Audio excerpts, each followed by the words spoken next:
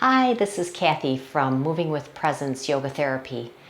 What I have for you today is just a short practice focusing on one of the classic yoga poses called pyramid pose, or in the Sanskrit language, it's known as Parsvottanasana.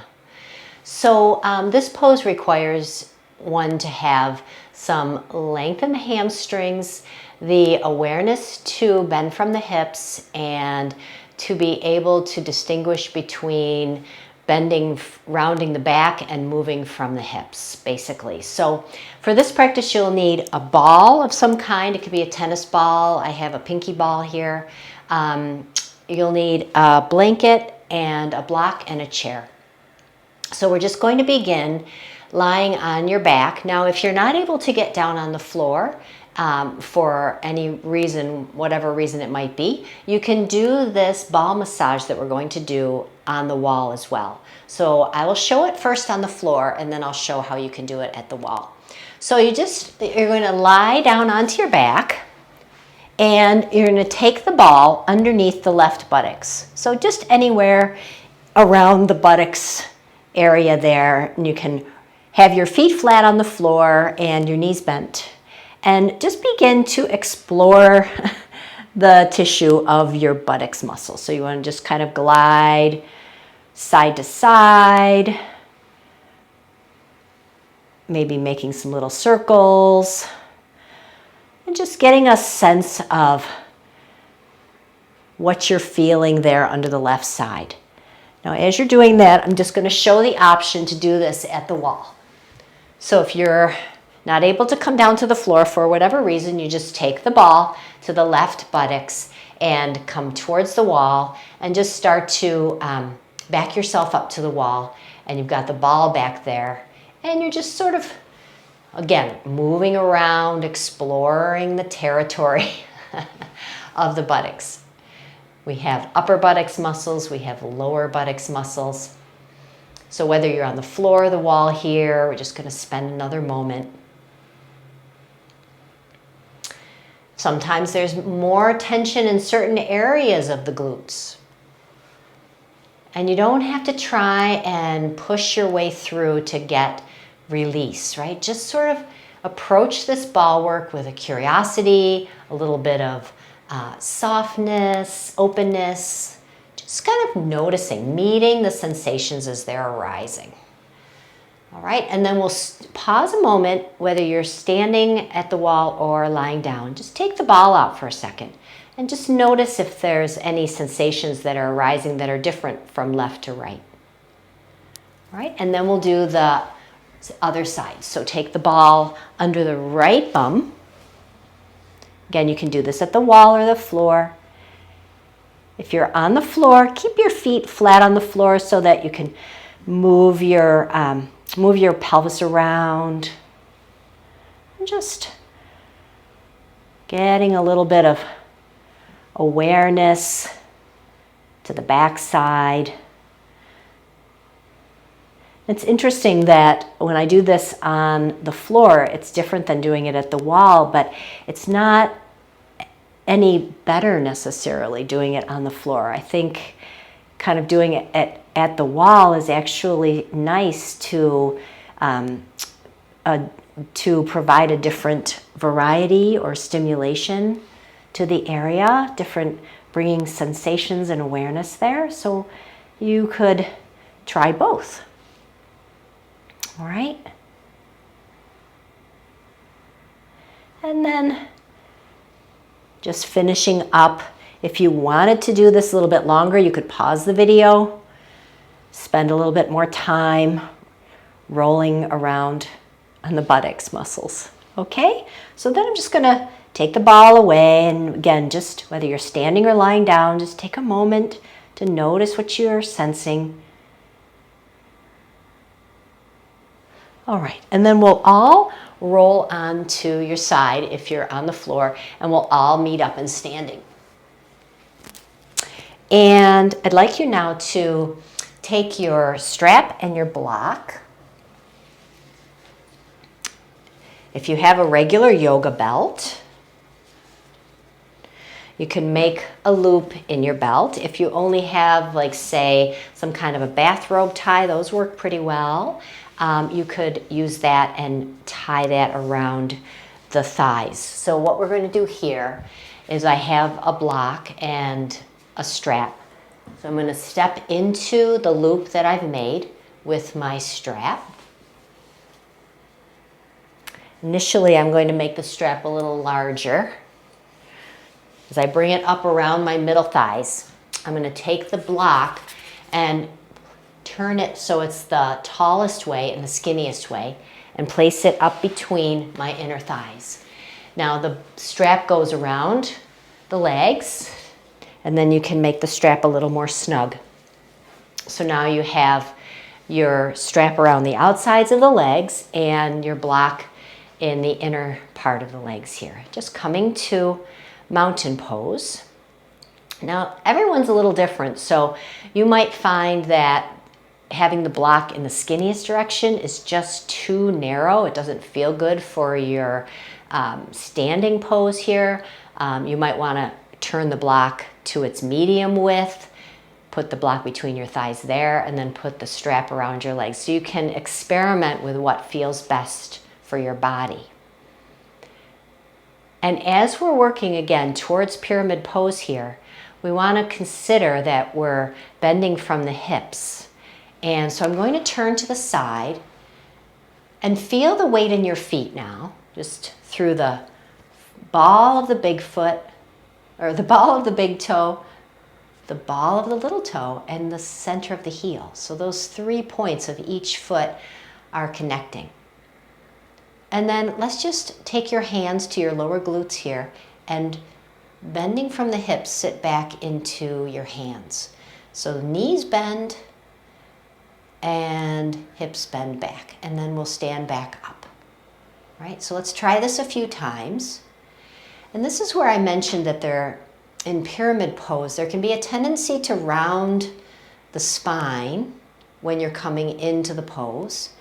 And you might also notice this happening in this chair pose. So what that might look like as I bend from the hips, if I'm limited in the ability to bend from the hips, what I might do is I might start to round my spine here, or my lead into the forward bend with my shoulders.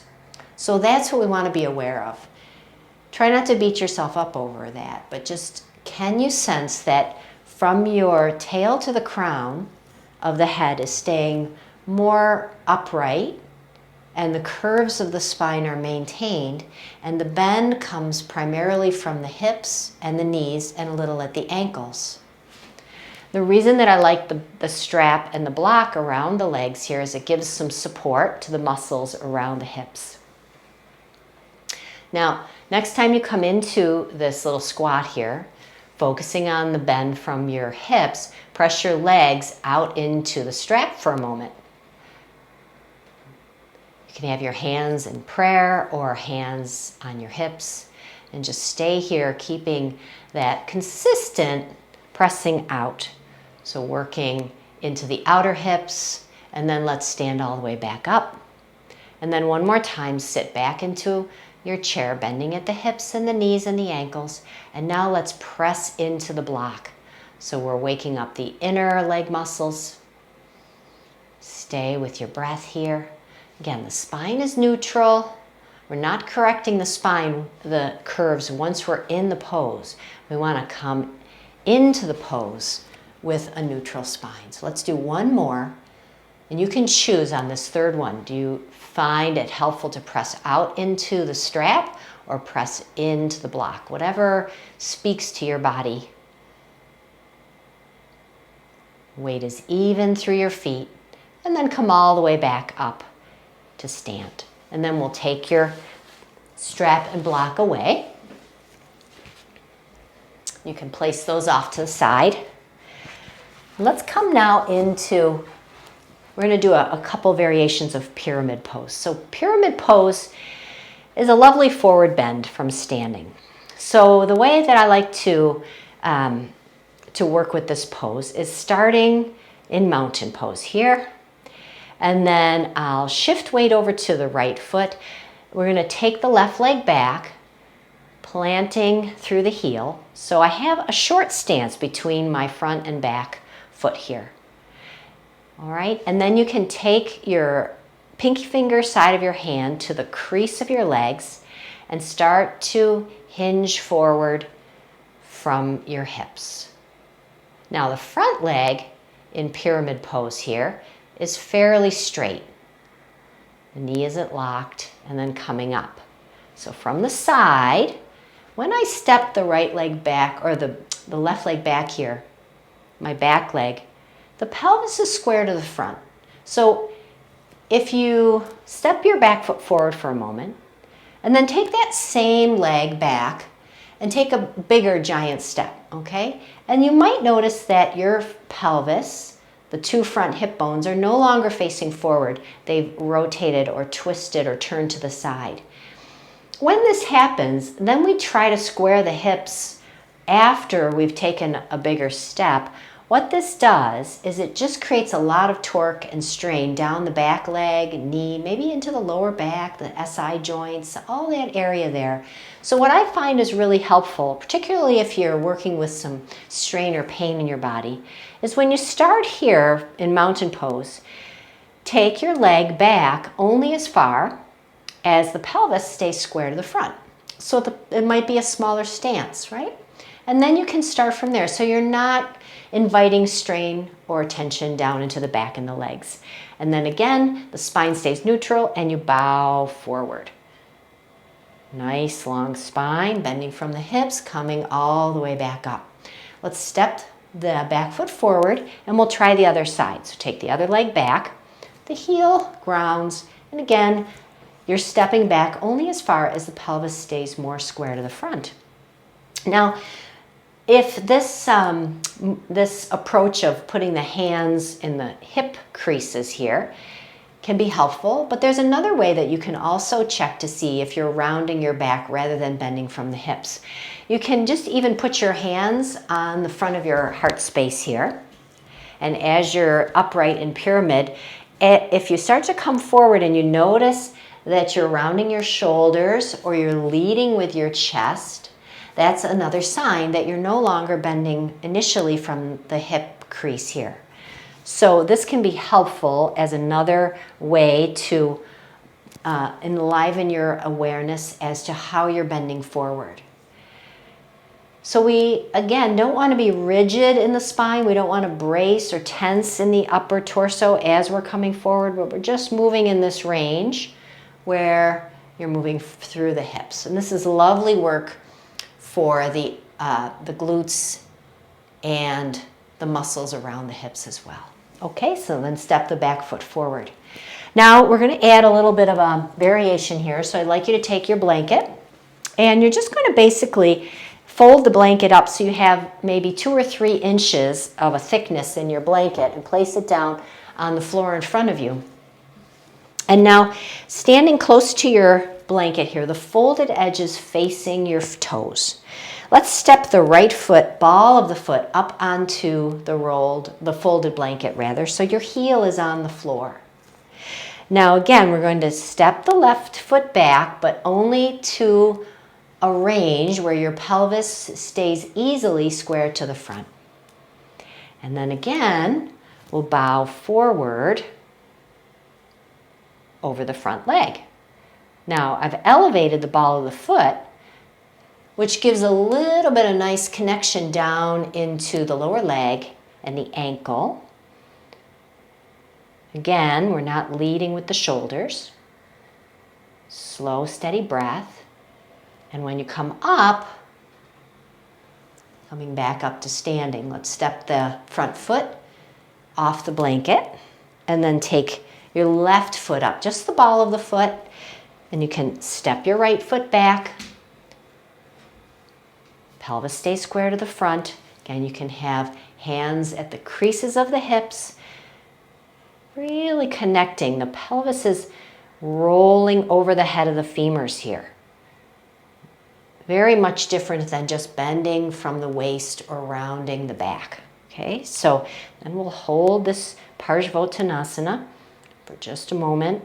Toes are relaxed. if you find that you're gripping in your toes, you may be going too far forward. So coming out of it. Really, it's not important how far you are moving into the final pose. Just finding a steadiness through your legs and feet, and then coming back up, and then bring your feet back to the earth. All right, and then let's try one more pyramid without the blanket roll. So again, we'll just stand in mountain pose, step your right leg back, hips stay square to the front here, and bow forward. Hands can be on the hips. Nice long spine. Inhale, rise up. Back foot steps forward and switch sides. So you've got enough space. The other thing I might want to mention is when you're taking one leg back, try not to stand with your feet on a tight rope sort of stance here. So you'll have often better stability. This is my left leg, and I'm going to take it straight back. And so my feet are not on a tight rope. I have a little bit more wide width of my base, and then tilting forward. So many different ways you can play with this lovely standing forward bend. All right, and then stepping your feet back into mountain pose. Lovely. And now let's take your chair, place it out in front of you with the seat facing you, and I'm just going to sit or lie down on the floor. Now, again, if you're not able to get down on the floor, you can just sit in your chair for the last few moments. We're just going to be doing a little bit of guided breathing here. So you can, again, either sit on the chair or lie down on the floor. And now if your chair, I have a metal chair and it often gets chilly. So what I like to do is take a blanket and place it over the seat of the chair so it's a little bit softer and warmer. If you have more blankets, you can put one under your head. You scoot up toward the seat of the chair and then swing your lower legs up onto the chair. And then bring yourself so you have the backs of the knees on close to the edge of your chair seat. All right.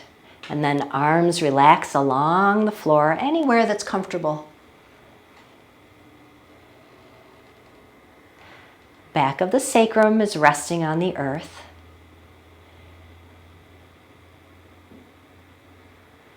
Eyes can be softly open or closed.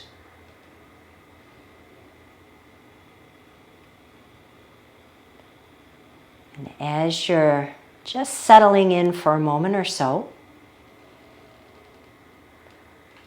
tuning into your feet, sensing into your lower legs,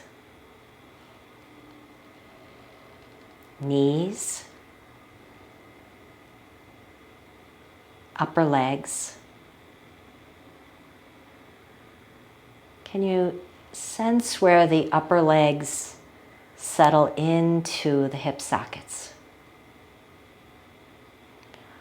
Letting there be a slow rooting down into the pelvis.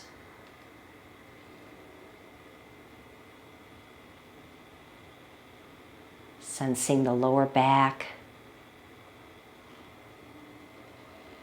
and your whole torso resting easy on the earth. Or if you're sitting in a chair, feel the settling of your torso, your hips, and your legs. Sensing your arms, hands and fingers, soft, easy.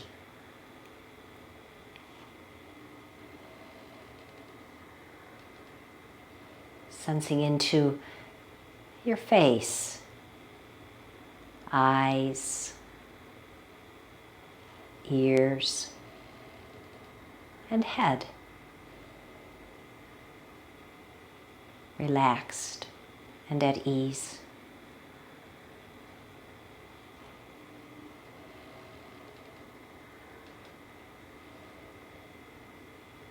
Feeling a gentle rise and fall of your breath.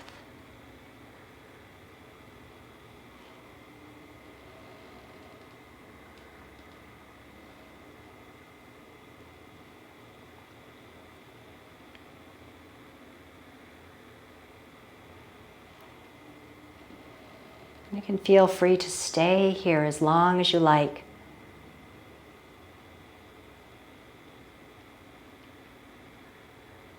And when you're ready,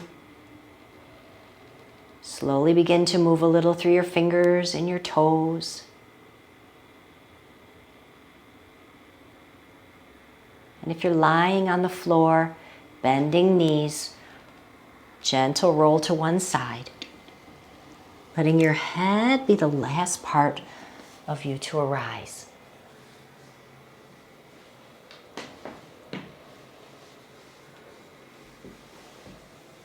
Coming back up into sitting, and bring hands together in front of your heart.